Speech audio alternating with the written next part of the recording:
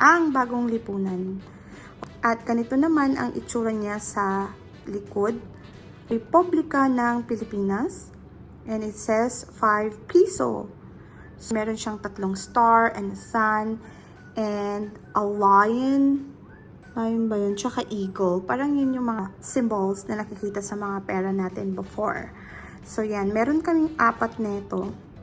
At ngayon ipapakita ko sa inyo ang bagong 5 peso. The new 5 peso is this one.